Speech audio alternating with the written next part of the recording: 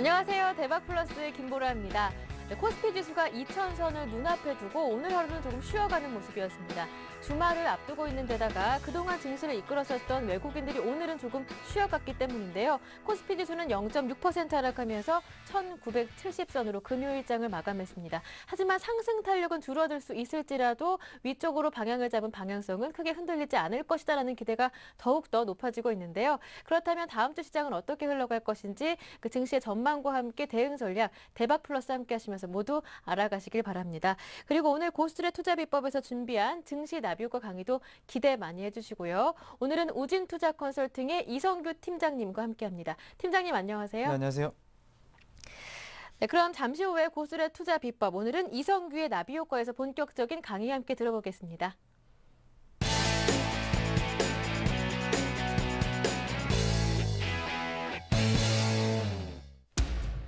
과거는 현재를 반영하고 현재는 미래를 반영한다.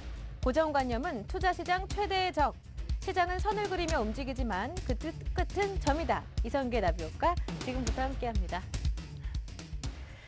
네, 이성규의 나비효과 본격적인 강의 들어보기 전에 여러분 참여하실 수 있는 방법 알려드릴게요. 강의에 대해서 궁금한 점 생기시면 저희에게 질문해 주실 수가 있는데요. 샘플러스 홈페이지 와그락을 게시판 들어오셔서 궁금한 점 남겨주시면 여러 전문가들의 친절하고 자세한 답변을 들으실 수 있으니까요. 공부하실 때 궁금한 점 생기실 때 와그락을 게시판 활용해 보시길 바랍니다. 자, 그리고 오늘 특별한 이벤트를 준비했습니다. 바로 퀴즈 이벤트 마련했는데요. 퀴즈의 정답은 역시 샘플러스 홈페이지 와그락을 게시판에 남겨주시면 되고요. 또 한 가지 무료 문자 번호도 열어두겠습니다. 013-3366-0110번을 통해서 퀴즈의 정답을 보내주시면 이성규의 시장을 읽는 기술을 보내드리도록 할 테니까요. 여러분 많은 참여 기다리고 있겠습니다. 그럼 퀴즈 공개해야겠죠. 오늘의 퀴즈는 바로 이 문제입니다. 다음 중에서 가장 먼저 발명된 것은 무엇일까요?가 오늘의 문제인데요. 1번 가솔린차, 2번 디젤차, 3번 전기차입니다. 오늘 강의 잘 들으시면 정답을 알 수 있으시니까요. 오늘 강의 귀 기울여서 잘 들어주시길 바랍니다. 자, 그럼 이성규의 나비효과 본격적으로 시작해 볼 텐데요. 먼저 이성규 팀장님과 함께 현재 시장 분석, 향후 시장 전망에 대해서 먼저 알아보고 가도록 하겠습니다. 자, 최근 외국인들이 증시를 이끌어주면서 지수가 많이 올랐는데 앞으로 추세를 볼 때 더 올라갈 수 있을 것이라는 기대도 높아지고 있는 반면 실물 경기가 아직까지는 회복되지 않았기 때문에 걱정도 많다라는 지적이 많은데요. 그렇다면 이성규 팀장님은 어떻게 보시는지요? 네, 일단 여러 가지 얘기들 나오고 네. 있는 것이 사실입니다. 그래서 유동성이 있다, 없다, 아니면 위험하다 이런 여러 가지 얘기들이 나오고 있는데요. 일단 그 각국의 입장들을 좀 이렇게 살펴보겠습니다. 좀 세부적으로요. 이 시간에 좀 시간이 있기 때문에 이제 그런 부분들에 대해서 좀 세세하게 말씀을 드릴 수가 있는데요. 우선은 제가 이제 자료들을 좀 준비를 했습니다. 일단 첫 번째로 우리가 가장 어떻게 보면 우려하고 그런 부분들이 이제 유럽 시장이라고 볼 수가 있겠는데요. 유럽연합하고 일단 아시아 신흥국들하고 한번 비교를 해보죠.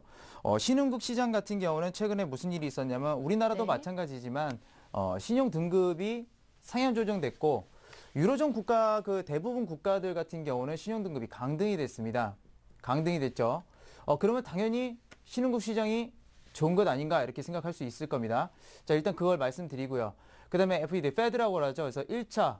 이 1차라는 건 뭐냐면 양적 완화라는 게 아니라 미국이 먼저 이제 양적 완화를 해놓고 그 뒤를 이어서 미국이 양적 완화가 약간 주춤하니까 이제 ECB가 유럽에서 2차로 이제 국채들을 사주면서 펼칩니다. 무슨 말 그대로 바톤 터치한 것처럼 이제 릴레이 경주를 이렇게 해가고 있죠. 제가 말씀드리고 싶은 거는 뭐냐면 이 신흥국들의 화폐 문제입니다. 이제 화폐가 말 그대로 이제 화폐 절상이 되죠. 가치가 올라갑니다. 유로존 국가들은 강등이 되면서 화폐가 절하가 돼버리죠. 지금 이 상태에서 만약에 무역을 한다고 보죠. 무역을 하게 되면 당연히 절상 국가들이 손해를 보게 됩니다. 어떤 그 제품이나 무역을 했을 때 당연히 절하 국가들이 수출에서 유리한 측면들을 가지고 있기 때문에 일단 그런 부분들에서 무역을 가져가게 되죠. 근데 이런 사태를 만드는 원인 중에 하나는 뭐냐면 지금 아무리 돈을 풀어도 솔직히 말해서 아무리 돈을 푼다고 해도 이 유럽 문제라든지 미국의 부채라든지 그런 문제들을 해결을 할 수가 없습니다.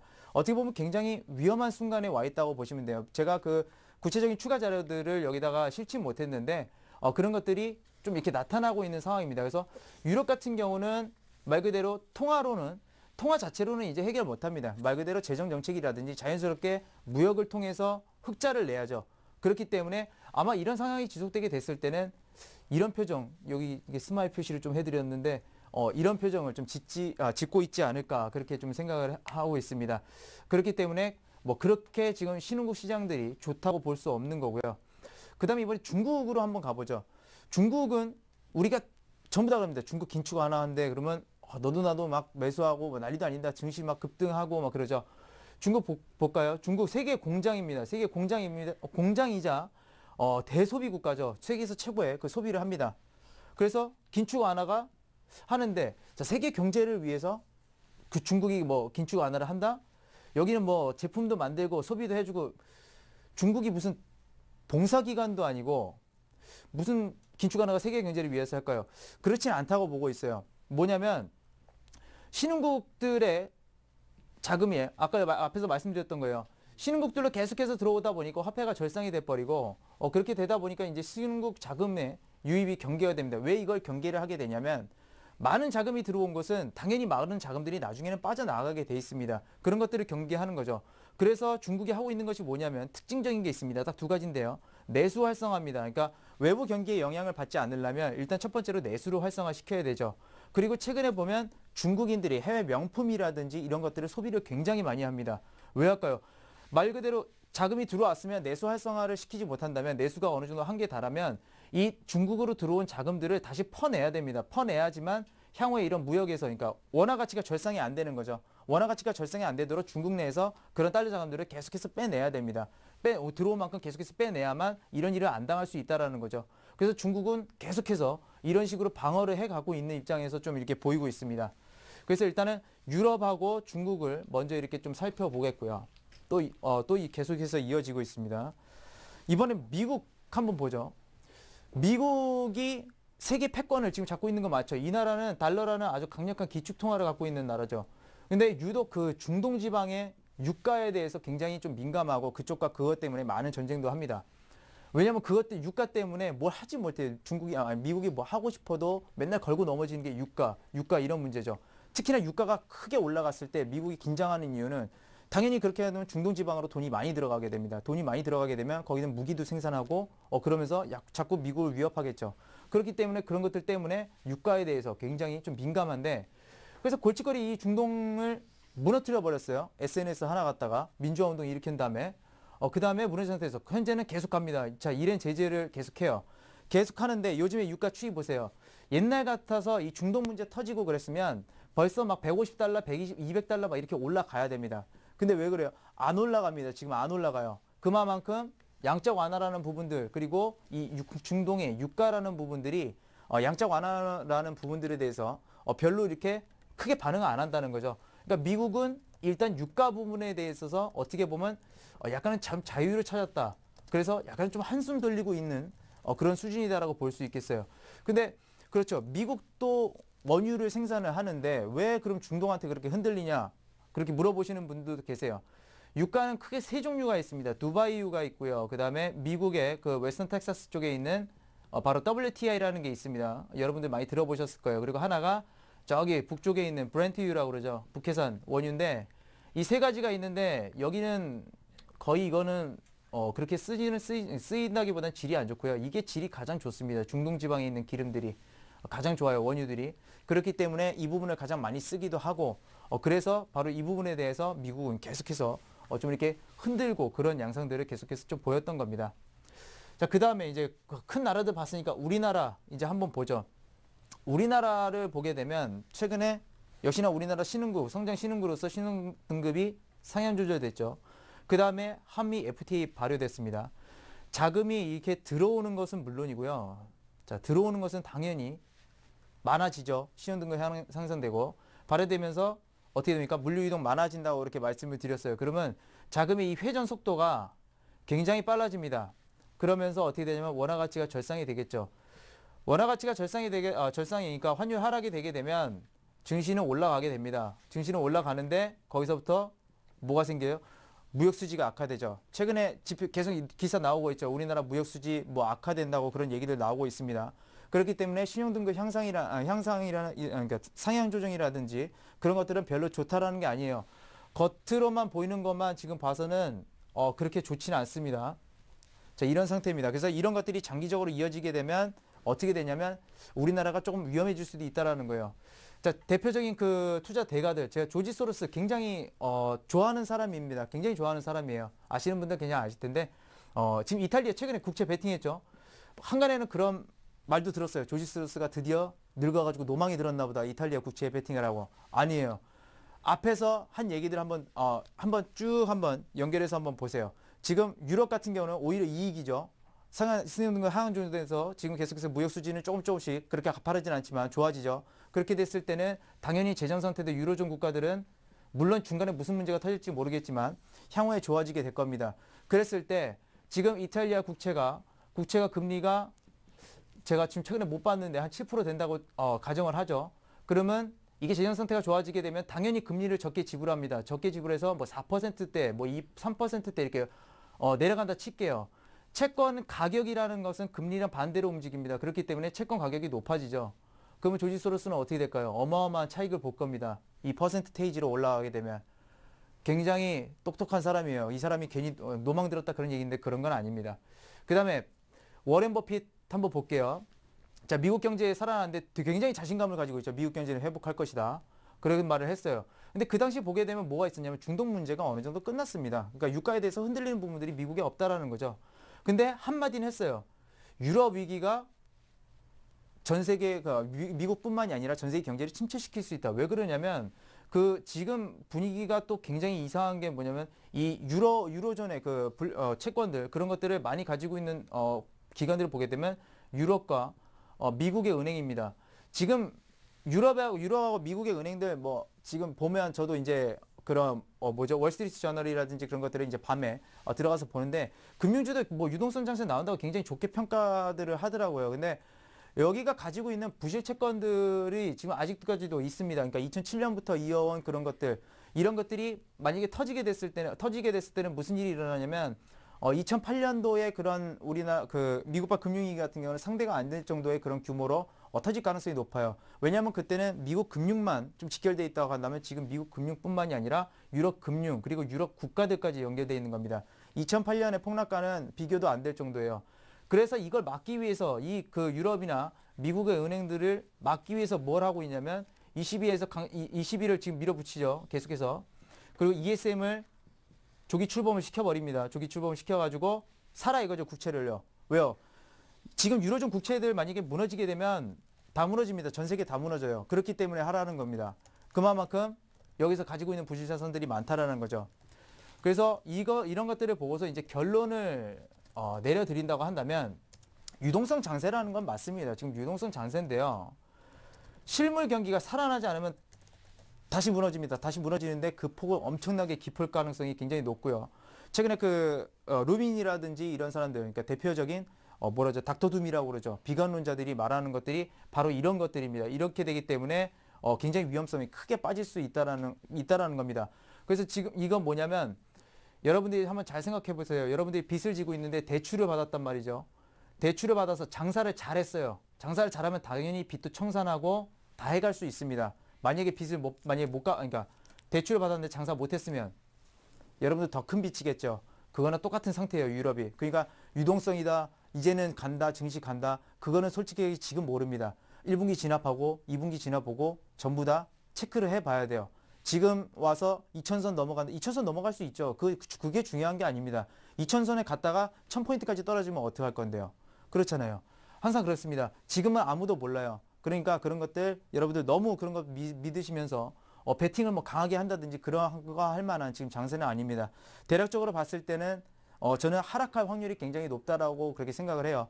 1분기에 상승하고 2, 3분기에 또 이제 좀 약간 안 좋아질 겁니다. 그런 측면들 좀 생각하시고, 물론 저는 상고하저 패턴이라고 계속해서 주장하고 있습니다. 올해 같은 경우도 대선도 껴있고요.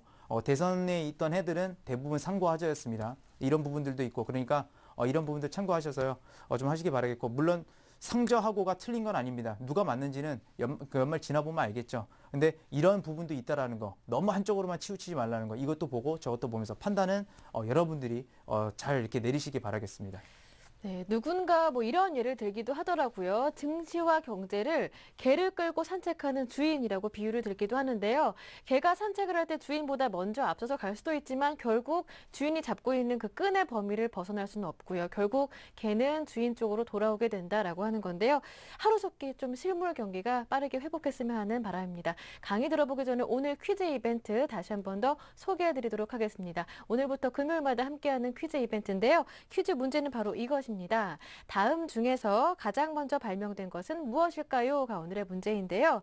1번 가솔린차, 2번 디젤차, 3번 전기차입니다. 다시 한 번 더 알려드릴게요. 다음 중에서 가장 먼저 발명된 것은 무엇일까요?가 오늘의 문제입니다. 1번 가솔린차, 2번 디젤차, 3번 전기차인데요. 오늘 강의 함께 하시면 정답을 쉽게 찾아내실 수 있을 겁니다. 찾아내신 정답은 와글와글 게시판을 통해서 남겨주시거나 아니면 무료 문자 번호 013-3366-0110번을 통해 저희에게 정답 보내주실 수가 있는데요. 당첨되신 분께는요, 저희가 이성규 팀장님의 시장을 읽는 기술 책을 보내드리도록 하겠습니다. 자, 그럼 이성규 팀장님의 증시 나비효과 오늘 본격적인 강의 함께 들어볼 텐데요. 매주 주제를 노래로 소개해 주셨는데 오늘도 노래로 준비해 주셨다고 합니다. 어떤 노래인지 한번 들어볼까요? 네. 이 노래 좀 익숙한데요. 휘성의 그 놈들이 온다 그 노래잖아요. 네, 그렇죠? 그렇습니다. 네, 이거 오늘 주제가 네. 조금 감상을 한번 지금 해보고요. 영화 포스터 나오는데 네, 어제 개봉했었죠. 네, 그렇습니다. 범죄와의 전쟁 그 포스터인데 여기서 중요한 것은 예. 그 포스터에 주연 이름들이 지금 바뀌어 있어요. 네. 네. 여주인공은 저네요. 네, 그렇습니다. 근데 여주인공이 지금 누군지는 모르겠습니다. 네. 네, 모르겠는데 이분인가요? 좀 머리 긴 거 보니까 이분인 것 같기도 하고 네, 좀 여주인공이. 들켰네요. 숨어 네. 있었는데. 네. 아, 죄송합니다, 여러분. 네. 김보라 앵커님 좋아하시는 분들도 굉장히 많은데 네. 또 댓글에 막 또 욕 나오게 생겼어요, 지금요.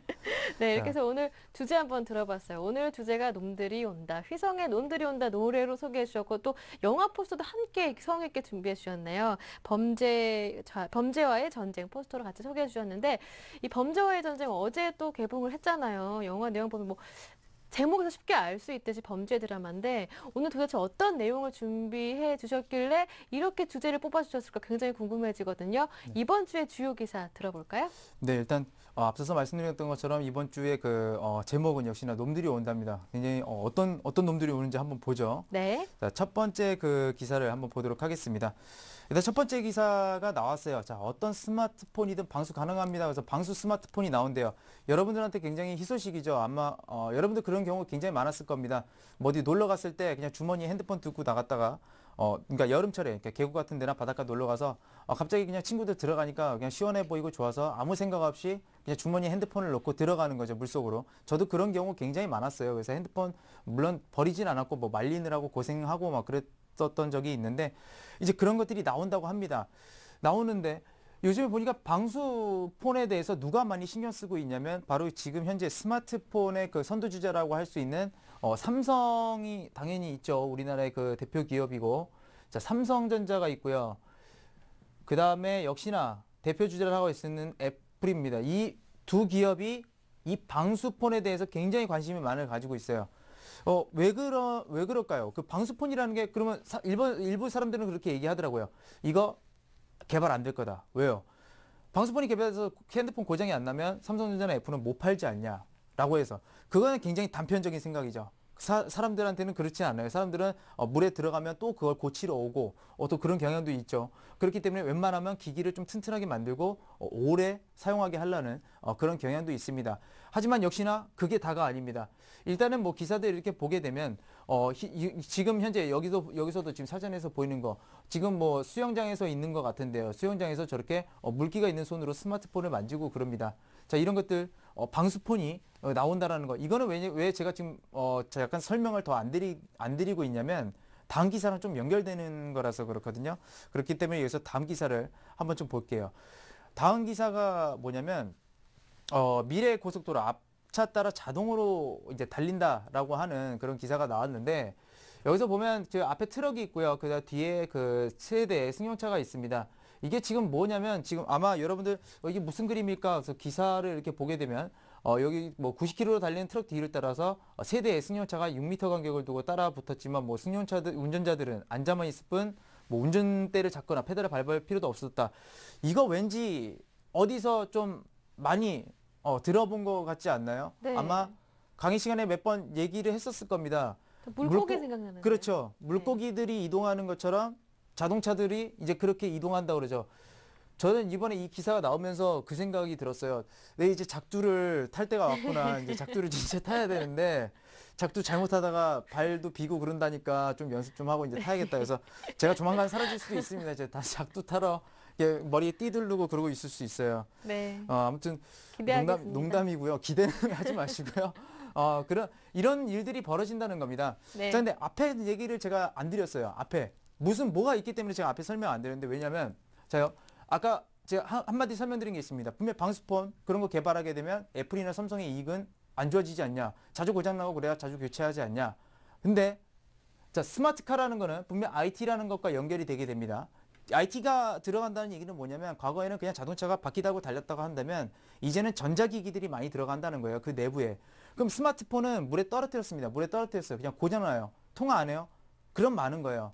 근데 만약에 자동차가 갑자기 비 오는 날 물 먹고 그래가지고 이게 작동 안 한다면 만약에 이 상태에서 막 앞으로 자동으로 가는데 작동 안 해가지고 뭐 기기들이 망가지는 거나 자동차가 습기가 많아서 망가진다고 한다면 그럼 어떻게 될까요? 대형 사고 납니다. 그죠? 대형 사고가 나게 되는 거예요. 그렇기 때문에 IT가 이 자동차로 들어가기 위해서는 이 방수라는 부분들이 굉장히 중요한 겁니다. 그냥 휴대폰만 놓고 보면 별거 아니죠. 휴대폰만 놓고 보면 별거 아니지만 이제 그 스마트폰이라는 거, 그러니까 스마트폰이라기보다는 스마트폰이 가지고 있는 그 기능, 그런 것들이 여러 산업으로 이제 들어가게 되는데 이제 그런 들어가는 부분에 있어서 물 때문에 저런 대형 사고가 발생을 하게 되고 어떤 문제가 생기게 되면 당연히 우리 생활에 불편함을 겪겠죠. 밖에 돌아다니다가 만약에 집에 뭐 가스불이라든지 이런 거 끄고 싶은데 그런 거 끄지도 못하고 집에선 불 나고 있고 그런 사태가 미래에 벌어질 수도 있는 거 아니겠습니까? 그렇기 때문에 이 방수에 대한 부분들을 굉장히 집중하는 이유가 바로 그런 부분이라고 이제 설명을 드릴 수가 있겠어요. 그래서 방수 굉장히 중요한 부분이다. 그래서 방수 코팅 기술은 아까 잠깐 보면 우리나라에 저도 이걸 막 찾았습니다. 그러니까 방수 코팅 기술을 어느 기업이 좀 갖고 있었는데 우리나라에는 아직까지 그런 단계는 아니고요. 그냥 겉에 봉지 씌우는 그런 것들은 있습니다. 여러분들 디카 같은 거 수영장 가서 이제 그 씌우는 거 그런 건데 리키펠이라는 회사가 이거 최근 이런 것들을 선보였다고 합니다. 그래서 이런 점들 굉장히 좀 관심을 가져보시는 게 나중에 혹시나 이런 것들을 영위하는 우리나라 기업이 나온다고 한다면 굉장히 좀 성장성이 좋지 않을까 그렇게 생각하는 바이고요. 자, 그다음에 세 번째입니다. 앞에는 뭐 IT 관련 얘기들 나왔는데 갑자기 일본 얘기가 나왔죠. 최근에 일본 굉장히 이상합니다. 뭐 수도권 직하형 지진인데 이게 뭐냐면 그때 그 지난해죠. 3월 11일 날 굉장히 일본 좀 안 좋은 그런 일이 발생했습니다. 일본 대지진인데 그러면서 밑에 이제 그 일본 지금 그 심해 그 균열이 나왔죠. 그런 것들이 이제 직하형 그러니까 그것들이 쪼개지게 되면 더 큰 폭으로 이제 내려간다는 지진이 발생한다라는 그런 얘기입니다. 근데 이런 것들이 지금 이제 발생을 하고 있는 과정에서 지금 후지산 폭발 얘기도 나오고 있죠. 근데 역시나 그 전에 이제 설명하면서 지구 온난화가 되고 제가 그 생물체들이 그렇게 이동하고 환경이 변하게 되면 지구 내부에서 무슨 일이 일어나고 있다라는 겁니다. 무슨 일이 일어나고 있기 때문에 저는 이 후지산이라든지 폭발이라든지 이런 것들을 지금 이게 현실화될 가능성이 굉장히 높다라고 이렇게 보고 있어요. 최근에 특히나 폭설로 해서 일본 이상기후 현상도 일어나고 있고 우리나라 같은 경우도 지금 마찬가지죠. 역시나 그 최근에도 폭설 이렇게 내렸고요. 그런 부분들 보게 되면 일본이 조만간일지 아니면 뭐 한 1, 2년이 될지 모르겠지만 언젠가 이런 일들이 좀 발생하지 않을까라고 생각을 합니다. 그래서 지금 일본 분위기는 굉장히 좀 분주한 분위기입니다. 아무래도 한번 직접 당했으니까 굉장히 좀 겁도 나겠죠. 이제 그런 점들이 현재 일본에서 조금 이루어지고 있다라는 거. 그리고 우리나라 뭐 백두산 폭발 얘기도 있었는데 이제 그런 부분들도 가능하다고 저는 그렇게 생각을 하고 있습니다. 자, 이번에는 다시 그거 넘어갈게요. IT 쪽으로 다시 넘어왔어요. IT 쪽으로 넘어왔는데 자, 이 투명 디스플레이라는 거 아마 들어보신 분들도 계시고 못 들어보신 분들도 계실 텐데 이 투명 디스플레이에 대해서 설명을 할게요. 여기 보시게 되면 뒤에 컵 같은 게 있습니다. 여기 지금 뒤에 컵 같은 게 희미하게 좀 보이고 있는데요. 앞에는 그냥 디스플레이입니다. 근데 뒤에 이렇게 박스 같은 걸 이렇게 해놓고 이게 보여주기 위해서 이렇게 해놓은 건데, 여기 이게 저는 이거 실제로 그 구현하는 기업을 가서 봤습니다. 그러니까 상장사는 아니고요, 비상장사인데 여기 들어가서 봤더니 이 뒤에를 까맣게 바꿔버리니까, 그러니까 액정 자체를 바꿀 수가 있습니다. 뒤에 배경을 바꾸는 게 아니라 액정 자체를 바꾸게 되면 까만 그냥 일반형 모니터가 되고요. 이 투명한 하얀색으로 바꾸게 되면 이렇게 투명 모니터가 되는 그런 기술입니다. 그래서 뒤에 색깔 바꿀 때마다 다른 형질도 나타나고 그런데 터치도 다 되더라고요. 직접 해봤는데 터치 같은 것도 다 되고 굉장히 좋았습니다. 그래서 물어봤죠. 그럼 이걸로 어디다 쓸 거냐라고 했더니 어디다 쓰냐면, 여러분들 이제 지하철 타실 때 이렇게 문이 있잖아요.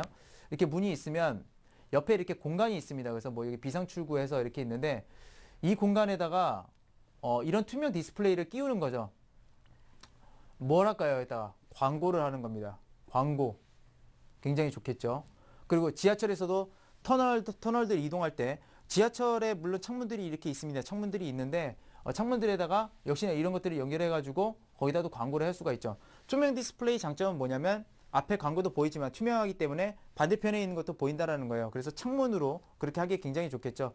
그런 것들이 또 발전되고 그러다 보면 또 역시나 그 같은 맥락이지만 저기 버스 우리가 타고 다니는 그냥 일반 버스에도 보면 창문에도 그렇게 할 수가 있겠죠. 그래서 창문 광고, 지금이야 뭐 그 버스 보면 밑에 옆에 쪽에만 뭐 광고를 실른다든지 그럴 수 있겠지만, 이제 디스플레이 쪽까지, 그러니까 창문까지 온통 광고를 할 수 있는 범위가 굉장히 넓어진다라는 얘기가 됩니다.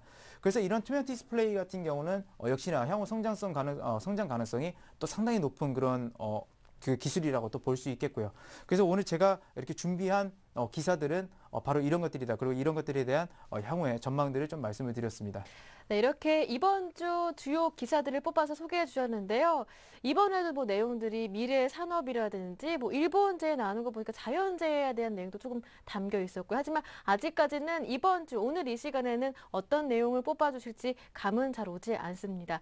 자, 그렇다면은 이번 주 금주의 주요 기사들에서 어떤 점을 주목하셨는지 포인트 한번 살펴볼까요? 네, 앞부분에서 이제 대부분 좀 말씀을 드렸었기 네. 때문에 좀 간단하게 설명을 드릴게요. 일단 전자기기라는 뭐 첫 번째 기사에서는 이 전자기기와 그 물의 그 어떤 상극성입니다. 상극성인데 이런 것들을 좀 방지를 해야 되죠. 이제 방지를 해야 되다 보니까 이런 산업들이니까 여러분들 이 스마트폰 방수 산업 혹시나 있으시면 저한테 좀 알려주세요. 제가 못 찾았을 수도 있습니다. 저 이런 기업들 지금 스마트폰 방수라든지 향후에 성장성 있는 그 방수를 할 수 있는 그런 기술을 가진 기업들을 좀 찾고 있는데 아직까지 못 찾았습니다. 그래서 이런 부분들 핵심 포인트는 이겁니다. 상극성 방지한다는 거 첫 번째 기사. 그다음에 두 번째는 뭐 그전에도 계속 말씀을 드렸었지만 이제 그런 거죠. 이제 막힘없는 고속도로라는 거. 우리가 뭐 어디 갈 때 뭐 이제 맨날 이게 정체길 막히고 그러는데 이번에도 솔직히 말해서 설날에 막 스마트폰이 그렇게 있었기 때문에 결국에는 그 귀경길이나 다 귀경길이 굉장히 원활한 그런 소통을 보일 수가 있었던 것이죠. 그렇기 때문에 이런 부분들 막힘없는 고속도로가 좀 이렇게 된다라는 건데, 반대로 얘기하자면 이것도 아까 말씀을 드렸습니다. 그러니까 문제 발생했을 때 만약에 그 스마트폰 저런 기술이 방수 기술이 안 돼가지고 전자기기가 물에 굉장히 약한데 그런 점들이 만약에 침투가 돼서 자동차가 문제가 생기게 되고, 그런 뿐만이 아니죠. 저는 더 먼 미래도 이제 말씀을 드렸었는데 그렇게 하면서 차들이 하늘로 날아다닐 수도 있는 겁니다. 근데 거기서 갑자기 문제가 생겨서 떨어진다거나 그렇게 됐을 때는 대형 사고들이 터지겠죠. 그래서 이거는 뭐냐면 첨단 기술이 이제 발달을 한다는 거는 무슨 말이냐면 그만큼 첨단 위험도 많아진다는 얘기입니다. 그냥 기술 발전이 무조건 좋은 건 아니에요. 과거와 지금 최근에 뭐 사고를 보게 되면 이런 거죠. 그러니까 자동차가 생겨나고 나서 끔찍한 사고들이 많이 생겨났고, 자동차가 있기 이전까지는 뭐 그 자동차 같은 그런 끔찍한 피해는, 사고 일어났을 때 그런 피해는 없었다는 겁니다. 첨단 기술이 발달하면 발달할수록 첨단 위험은 더 크게 발생하게 되는 겁니다. 그래서 이런 어떤 그 반대되는 양상이 있다라는 거, 이게 바로 핵심 포인트가 되겠고요. 그 다음에 이제 네 번째 같은 경우는 일본이죠. 일본. 지금 최근에 여러 가지 뭐 화산 폭발한다, 뭐 한다 얘기들 나오고 있는데 그 조용합니다. 약간은 좀 조용하고 실제로 그렇게 크게 뭐 내 모습 나타내지 않고 있어요. 근데 이런 거죠. 만약에 비커에다가 이렇게 물을 이렇게 따면 처음에는 이렇게 조금씩 쌓이겠죠. 조금씩 쌓이는데 이게 뭐 계속 끝까지 쌓였다고 치죠. 맨 처음에는 만약에 물이 이만큼 있었을 때 이 밑에다가 이게 구멍을 딱 뚫어버리면 그냥 여기서 줄줄줄 흐릅니다. 하지만 여기 가득 찬 거에 뚫어버리면 거의 수직으로 나오죠. 그만큼 수압이 세니까. 이런 것들이 이제 에너지 응축 상태인데 한동안 폭발을 안 했던 거, 그러니까 휴화산이죠. 그러니까 신흥화산들. 이 휴화산들이 아마 한번 폭발하게 되면 굉장히 큰 여파를 미치게 될 겁니다. 그래서 이런 것들이 나중에 터졌을 때 역시나 위기 대비가 우리가 좀 필요하다는 거, 그런 걸 좀 말씀드리는 거고요. 그 다음에 마지막 그 디스플레이 부분인데 투명 디스플레이 부분인데 동작 인식도 돼요. 저게 그래서 투명 디스플레이가 출시가 됐는데 광고 산업 굉장히 좋겠죠. 광고를 뭐 여러 군데다가 할 수도 있고 최근에 들어서 광고를 원하는 기업들도 굉장히 많아지는데 이제 그런 것들을 봤을 때 광고 산업은 더욱더 좋아질 수가 있고 당연히 투명 디스플레이는 굉장히 많이 팔려 나갈 겁니다. 대부분의 투명한 유리라든지 그런 것들은 투명 디스플레이로 교체될 확률들이 굉장히 높아지고요. 그렇게 되게 되면 이 광고 다양한 실생활에 활용이 될 수도 있습니다. 예를 들면 여러분들이 이제 자동차를 타고 가실 때 자동차 앞 유리에다가도 그런 것들을 설치를 할 수가 있겠죠. 그래서 가다가 이렇게 여러 가지를 볼 수 있고요. 지금 같은 경우는 일부 그 지도라든지 내비게이션이라든지 그런 것들을 약간 그 시각을 이용해서 3D를 이용해서 창문에 좀 비치는 그런 것들도 있습니다. 이제 그런 것들이 직접 디스플레이가 되면서 그런 부분들에 대해서 성장성이 굉장히 더 크다고 볼 수가 있겠고요. 하지만 이것의 문제점이 역시나 있습니다. 뭐가 있냐면 만약에 자동차에다 그런 걸 달았을 때 약간 좀 혼잡스럽고 그렇게 됐을 때는 사고가 날 수도 있는 거죠. 막 광고 여기저기 가도 광고 있습니다. 택시 창문에도 있고 정신도 없겠죠. 굉장히 어떻게 보면 사이가 혼잡해질 수도 있고 사람들이 어떤 생각을 하거나 아니 무슨 일을 할 때 집중할 때 집중이 안 될 가능성도 굉장히 높아요. 특히나 운전할 때 집중이 안 되게 된다면 역시나 큰 사고의 위험이 있겠죠. 그런 것들 역시나 문제점들은 또 한 번 존재하는 겁니다. 그래서 오늘은 전 핵심 포인트를 전반적으로 보게 되면 일단은 상극성이라는 거 그런 것들을 볼 수가 있겠고요. 어떤 위기의식도 점점 더 커져가고 있다는 거 이게 오늘의 바로 핵심 포인트가 되겠습니다. 네, 이렇게 해서 이번 주 주요 기사들을 한번 살펴봤고요. 그 주요 기사들 중에서 어떤 점을 주목하시는지 핵심 포인트까지 모두 조합해 봤습니다. 그렇다면 결론이 어떤 건지 핵심 포인트들을 조합해서 결론까지 들어보겠습니다. 네. 일단 그 키워드 같은 것들을 여러 가지 이제 꼽아봤는데 일단 키워드 보게 되면 일단 물에 전자기기 우리 그 전자기기들 굉장히 약하죠.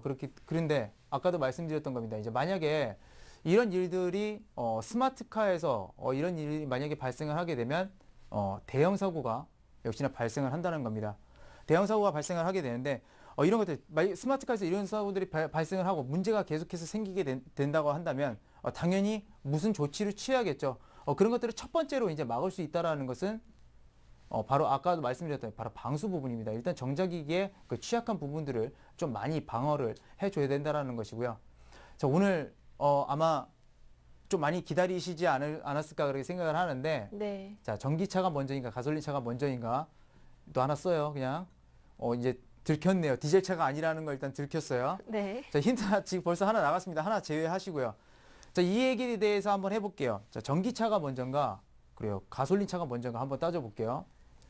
옛날에 무슨 일이 있었냐면 아까도 말씀드렸지만 오늘 그 미국 얘기를 했습니다. 자, 미국은 뭐에 대해서 흔들린다고 했냐면 유가라는 부분들에 대해서 흔들립니다.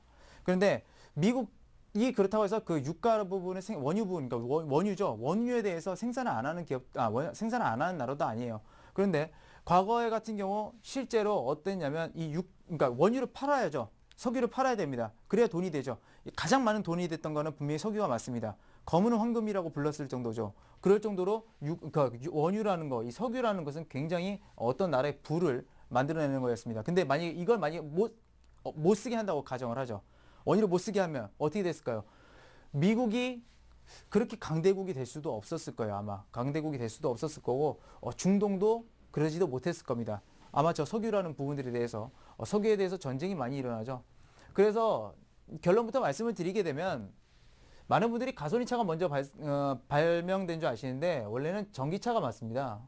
전기차가 발명이 됐어요. 원래는 물론 그 에너지 충전 문제라든지 이런 것들 인프라 문제는 좀 문제가 있었지만 전기차가 발명이 됐는데 없애버린 거죠. 저 하지 말라. 왜요? 석유 못 파니까요. 그래서 가솔린차를 출범시키고 석유를 팔고 원유를 파는 겁니다. 그래서 많은 분들이 아마 그렇게 생각하셨을 거예요. 당연히 가솔린차가 먼저 아닌가? 그 다음에 이제 디젤차 개발하고 그 다음에 최근에 들어서 전기차 아닌가? 아니에요. 전기차가 먼저 개발됐었어요. 사실은. 전기차가 먼저 개발됐다라는 거 말씀드릴게요. 그래서 최근에 들어서 또 어떤 일들이 일어나고 있냐면 이제 유가에 대해서 미국이 안 흔들리죠. 이게 다 맞아 떨어져야 됩니다. 이게 이제 일종의 말하면 과거랑 현재를 이어서 미래를 추정하는 방식인데 자, 유가가 굉장히 많이 흔들렸었기 때문에 미국이 전기차를 개발을 할 수가 없는 거예요. 자꾸 방해 요소들이 생겨나죠. 근데 이제 방해 요소가 없어졌어요. 어떻게 됩니까? 전기차를 활성화시켜요. 그리고 그 전기차를 돌아다니게 하기 위해서 원유뿐만이 아니라 에너지 또한 분산시킵니다. 뭐 태양에너지, 풍력에너지, 그 다음에 원자력 에너지, 여러 가지 신재생 에너지로 넓히는 거예요. 그렇게 됐을 때 점점 그 원유에 대한 파워 자체는 굉장히 많이 줄어든다는 것입니다. 그렇기 때문에 미국도 전 세계 국가들이 그렇게 해서 동조를 하게 되는 거죠. 사실 그렇습니다. 그래 환경 오염 분명히 있어요. 환경 오염도 분명히 있고 뭐 그런 것들도 있는데 그런 것들은 다가 아니죠. 그런 것들은 일종의 말하면 제가 생각했을 때는 물론 제가 잘못 생각했을 수도 있겠지만 일종의 핑계에 불과하다고 생각을 합니다. 이런 부분들 그 어떤 것들을 개발하고 어떤 것들을 내놓는 데는 분명히 국가의 그런 이익이 있기 때문에 어떤 목적이 있기 때문에 하는 거지 그냥 단순히 환경을 위해서 그린피스 그러면서 절대 그러지는 않는다라는 거예요. 누구도 그렇죠. 우리들도 다 그렇잖아요. 우리가 돈을 벌고 싶어 하지 남의 돈을 벌고 싶어 하지는 않는다라는 겁니다. 그렇기 때문에 전기차 자체가 이제부터는 발전할 수 있는 시대가 온 거라고 이렇게 말씀을 드릴게요. 그 다음 세 번째 보시게 되면 자, 일본 화산 폭발 문제됩니다. 왜 문제가 되냐면 한번 잘 보세요. 화산이 폭발하게 되면 그 많은 뜨거운 에너지들, 마그마 같은 거, 이제 폭발하죠. 폭발하고 밖으로 튀어나옵니다. 그러면 어떻게 되냐면 후지산 같은 경우는 얼마 정도 쉬었는지 저는 잘 모르겠습니다. 잘 모르겠는데 굉장히 오래 쉰 걸로 알고 있어요. 이게 한번 폭발이 되게 되면 에너지가 그만큼 응축이 되기 때문에 굉장히 큰 화산 폭발이 일어나게 될 거고 그렇게 됐을 때 속에서 내부에서 그 열들이 빠져나오게 됐을 때는 일본 주변 지역의 그 온도가 내려가게 될 겁니다. 온도가 내려가게 됐을 때 당연히 농작물이 안 자라요. 이 피해가 어느 정도 갈 건지도 모릅니다. 그러니까 화산 폭발이 크고 규모가 크다고 하면 우리나라, 북한까지도 피해로 올 수가 있는 거예요. 그럼 전반적으로 봤을 때 그런 것들 농작물 먹고는 살아야 되는데 종자, 비료나 이런 거 대량으로 좀 필요하겠죠. 그래서 전반적으로 이에 대한 역시나 대비가 필요한 겁니다. 이런 것들. 그러니까 단순히 일본 화산 폭발한다 그러면 우리는 그냥 이거 폭발하는가 보다. 잘 됐네. 뭐 일본 사람들이라고 잘 됐네. 그것이 일본 후장 에이 확 폭발해버려. 그러면 안 돼요. 그 사람들도 똑같은 사람들인데 그러면 안 되죠. 이런 부분들을 또 보고 우리는 또 우리가 중요한 건 뭡니까? 이런 것들을 보고서 과연 어느 부분들이 수혜를 입을 것인가. 그걸 찾아내는 게 키포인트죠. 그렇기 때문에 이런 부분들로 된다라는 거 한번 알아두세요. 온도 농작물. 그래서 폭발했다 그러면 막 비료주 이제 사는 겁니다. 그런 거 아니에요. 근데 그렇게 하면 안 돼요. 농담이고. 그 다음에 네 번째 볼게요. 자, 투명 디스플레이 발전입니다. 문제는 이겁니다. 일부 시야를 가린다라는 거죠. 모든 건 좋아요. 뭐 광고 산업도 커지고 볼거리도 많고 우리 지하철 가게 되면 역시나 그 볼거리도 많아지고 아마 언제 어디서든 또 광고에 노출이 되고 광고 노출되면 또 생각나는 게 있죠. 우리 첫 시간에 있었던 대한통운 그래 바로 그리고 이거야 또 대한통운 살아가자 그렇게 하고 아마 그러실 것 같은데 문제가 되는 건 이 시각적 착시 효과입니다. 아마 원근 기능이 없어질 거예요. 저도 그 디스플레이를 한동안 보고 있으니까 이게 어느 정도의 거리에 있는지 잘 모르겠어요. 그런 현상들이 좀 일어납니다. 그렇게 됐을 때 어떻게 될까요? 차에다가 그런 걸 설치하고 지하철에다 설치했을 때 사고 위험이 당연히 증대하게 되겠죠. 그래서 보게 되면 자 여기 위험 증대라는 게 있고요. 우리 대비하자고 그랬습니다. 그 대형 사고가 발생할 거라고 했어요. 이런 것들을 봤을 때 결론은 자, 미래사회는 협력을 필요한다는 겁니다. 위기들이 오고 다 그럴 때는 당연히 우리 오늘 앞에서 얘기했었던 놈들이 온다예요. 자, 이런 것들이 위기들, 그 놈들이 올 때 우리는 협력을 해야 된다는 겁니다. 그래서 힌트, 오늘의 힌트는 한번 제가 드려볼게요. 두레나 개 하면 생각나는 산업입니다. 네. 앵커님한테 한번 여쭤볼게요. 네, 알겠습니다. 거의 다 왔네요. 일단 이번 주에 주요 기사들을 뽑아서 각 주요 기사들의 포인트들을 정리해 봤고요. 그 포인트들을 모두 조합해서 연쇄 반응까지. 결론은 미래 사회는 협력을 필요로 한다라고 정리해 주셨는데 힌트가 둘의 개였거든요. 둘의 개 하면 우리나라의 전통 상부상조하는 문화를 보여주는 민간 협동체인데 협력, 협동과 관련한 산업이 아닐까 이런 생각도 들고 앞서서 사고나 사고에 대한 대비도 얘기해 주셨으니까 저는 조금 감이 와요. 사실 오늘은 보험 쪽이 아닐까 이런 생각이 드는데요. 네, 맞습니다. 정확히 맞추셨어요. 네. 이거 보신 거 아니에요? 네, 좀 봤어요. 네. 네, 오늘 그 업종 종목은 기업은 바로 코리안리입니다. 많이 아실 거예요. 이 앞에는 그 영어 그 코리안 그거고요. 이게 리가 뭐냐면 리인슈어런스라고 해서 그 리자입니다. 그러니까 제가 다시 보험한다 해서 대표적인 그 재보험사죠. 우리나라 국내 유일의 재보험사라고 볼 수가 있겠어요. 그래서 기업을 볼 때 그 이름도 아는 것도 굉장히 중요합니다. 코리안 한국 사람 이 시성을 가진 건가 이런 얘기들 하지 마시고요. 자, 코리안입니다. 그래서 대략적으로 이제 기업 설명을 해드릴게요. 자, 국내 유일의 재보험사입니다. 앞서서 말씀드렸던 것처럼 유일이에요. 독점 기업이죠. 독점이라는 것은 상당히 중요합니다. 끼어들 기업들이 없어요. 근데 세계 시장, 국내에서는 그런데 세계 시장을 이렇게 놓고 보게 되면 세계 시장을 놓고 보게 되면 시장 점유율이 2%밖에 되지 않습니다. 시장 점유율 별로 안 되죠. 근데 반대로 놓고 보면 그만큼 코리안리의 성장 가능성은 굉장히 높다라는 겁니다. 그래서 아직은 좀 갈 길이 먼 기업이다. 그런 것들을 첫 번째로 말씀을 드리겠고 그리고 두 번째로는 역시나 그만큼 성장 가능성은 굉장히 높다라는 거 말씀을 드릴게요.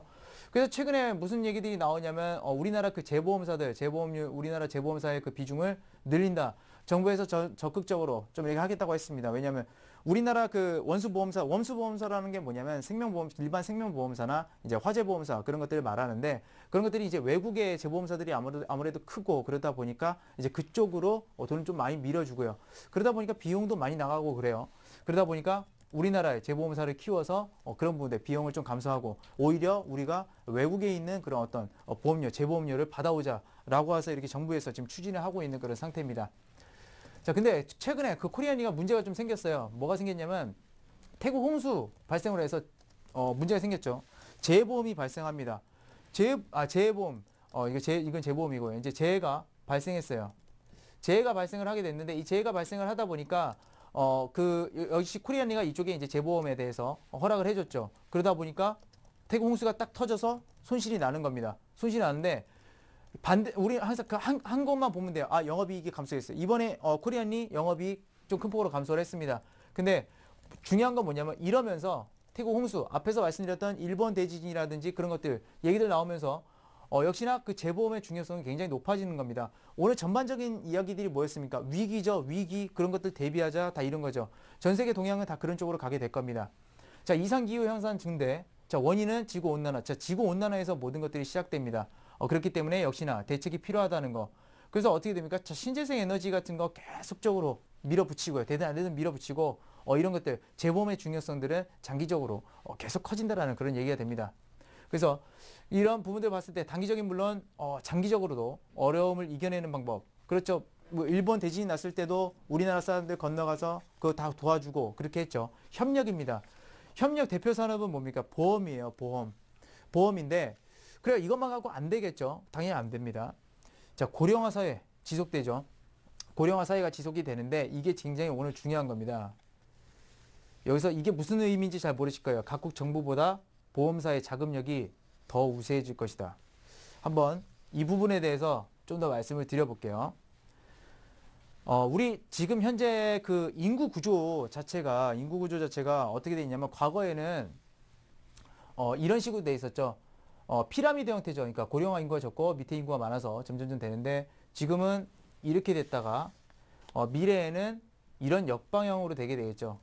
그러면 자, 돈을 우리가 계속해서 이렇게 나이가 들면서 부를 축적하고 그렇게 됐을 때 보통 한 요 연령대들 잡는 연령대들이 굉장히 돈이 많다라는 겁니다. 자금들이 많다라는 거죠. 그리고 여기도 역시나 이때 자, 크기를 보죠. 여기는 굉장히 작죠. 여기는 크죠. 여기는 제일 큽니다. 이 인구들이 이 차이가 나는데 이 사람들, 그러니까 향후에 이렇게 됐을 때 이 사람들이 가장 많이 들고 있는 게 뭘까요? 바로 보험이라는 겁니다.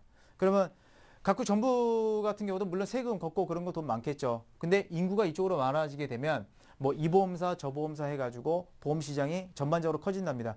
그러니까 고령화 사회에서 그냥 단순히 고령화가 돼서 사람들이 보험을 많이 드니까 보험이 이익이 좋아질 거야. 그런 건 아니에요.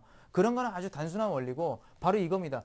보험 기업들의 파워가 세진다는 거예요. 주식시장이나 투자시장에서 돈을 말 그대로 쉽게 말해서 돈을 벌고 싶으면 파워가 높아지는 기업들을 찾아야 됩니다. 파워가 높아지는 기업은 당연히 자금이 많이 들어오는 기업이에요. 근데 아까 말씀드렸듯이 이 두레라는 것들이나 이 개 같은 개, 우리나라 그 전통 그런 건데 두레나 개 같은 것들이 왜 파워를 발휘합니까? 이거 만약에 많은 사람들이 모이면 어떻습니까? 누가 그럴 수 있어요. 자, 돈 모으는데 누가 갯돈을 들고 그런 말 많이 나오죠. 갯돈을 들고 도망갔대요. 뭐 아니면 뭐 하는데 돈 모았는데 도망갔대요. 그런 것들 많이 나오죠. 워낙에 돈이 많이 모이게 되면 이런 것들 한두 명 도망가도 상관은 없습니다. 그 무슨 소리냐면 보험사들이 커지고 자금이 많이 들어오면 들어올수록 보험사들은 오히려 위험성이 줄어든다는 얘기예요. 쉽게 생각해서 여러분들이 보면 여러분들 보험들 가입들 많이 하실 겁니다. 그 보험들 많이 하시는데 만약에 생명보험 뭐 종신보험 이런 거 하나 들었다고 치죠. 종신보험 하면 한 달에 한 10만 원 들었다고 쳐요. 자, 10만 원 들었다가 바로 해약했습니다. 해약했는데 여러분들이 이익을 가져가나요? 아니, 여러분들이 이익이 되나요? 보험사가 다 가져가요. 해약해도 여기 손해보는 거 없습니다. 해약해도 손해보는 게 없기 때문에 보험사들은 빚을 지는, 그러니까 금융주들은 대부분 빚 장사를 하는 기업인데 보험은 빚 장사를 하는 기업이 아니라는 거예요. 제가 제일 싫어하는 게 그랬죠. 빚 장사하는 기업들이라고. 그래서 뭐 잠깐만 또 차트를 이렇게 잠깐 보게 되면 오랜만에 또 이렇게 보게 되는데요. 뭐 별거 없습니다. 차트는 그냥 배경화면으로 이렇게 놓는 거거든요. 이게 별거 없는데 코리안리 같은 경우 여러분들이 매수를 하신다고 했을 때 그냥 한 번에 매수하고 타이밍 잡지 마세요. 이거 타이밍 못 잡습니다. 코리안리는. 절대 못 잡아요. 그러니까 어떻게 하냐면 여러분들 적금 드시죠. 많은 돈을 투자하는 게 아닙니다. 이 기업에. 10만 원, 20만 원 이렇게 적금 분명히 드실 거예요. 그거 은행이나 그런 데 넣는 것보다 코리안리에 넣는 게 훨씬 더 나중에 수익률은 더 좋을 겁니다. 그리고 배당도 받아가시고요. 아시겠죠? 굉장히 튼튼한 기업이고 특히나 영업이익률이 감소했을 때 보험은 사는 겁니다. 영업이익률이 증가할 때 영업이익이 증가할 때 사는 게 아니에요. 왜요? 그 사고가 터지면 그 수익은 다 날아갑니다. 근데 이미 사고 터지고 내려오죠. 그때가 보험주들은 실제로 매수해야 될 때입니다. 굉장히 아직도 저평가 상태라고 저는 생각을 하고 있고 코리안리 자체는 그렇기 때문에 여러분들은 그런 부분들에 대해서 좀 안심하셔도 될 것 같아요. 그래서 아까 말씀드린 거 한 번에 사지 마세요. 적금하는 종목이라고 생각하시고 적금 드세요. 이 종목에. 저는 그래서 코리안리 이렇게 오늘 투자 전략을 만들어 드리겠습니다. 네, 적금 붓는다는 마음으로 투자한다는 마음으로 오늘 코리안리 들어봤습니다. 오늘 이성규 팀장님 재밌는 강의 잘 들었습니다. 자, 그리고요. 오늘 강의 중에 퀴즈 정답을 찾아내시는 분 굉장히 많을 것 같은데요. 퀴즈 다시 한 번 더 소개해 드리겠습니다. 다음 중에서 가장 먼저 발명된 것은 무엇일까요?가 오늘의 문제인데요. 보기도 있습니다. 1번 가솔린차, 2번 디젤차, 3번 전기차입니다. 정답을 아시는 분들은요. 와글와글 게시판을 통해서 정답을 남겨주시거나 아니면 무료 문자 번호도 열어두겠습니다. 013-3366-0110번 열어둘 테니까요. 와글와글 게시판 아니면 문자 통해서 저에게 정답 보내주시고 게시판에 남겨주실 때는 연락처도 함께 남겨주시길 바랍니다. 팀장님의 시장을 읽는 기술 책을 보내드리는데요. 이 책에 대한 소개 잠깐만 짧게 한번 들어볼까요? 어떤 책인가요? 네, 이번에 시장에 있는 기술 같은 경우는 제가 이 강의를 하면서 여러분들에게 네. 말씀드렸던 작은 기사를 보고 추론을 해내는 겁니다. 그래서 그런 부분들 어떻게 해내는지 좀 상세하게 설명을 드렸고요. 그런 부분들이 그냥 설명만 하는 게 아니라 제가 지금까지는 그러니까 올해까지 13년이죠. 13년 정도 고2 때부터 이제 투자를 시작해서 13년이 됐는데 그 기간들에 대한 에피소드라든지 제가 실수했던 거 그리고 성공했던 거 그런 것들 모든 게 담겨 있으니까 여러분들에게 많은 도움이 되셨으면 합니다. 네, 시장을 읽는 기술 저도 꼭 한번 사서 읽어봐야 될 것 같습니다. 팀장님 오늘 수고 많으셨습니다. 고맙습니다. 감사합니다. 네, 오늘 저희가 준비한 내용은 여기까지입니다. 저는 다음 주 월요일 유창희 전문가의 강의 준비해서 다시 오겠습니다. 여러분 모두 행복하고 따뜻한 주말 보내십시오. 함께해 주신 여러분 고맙습니다.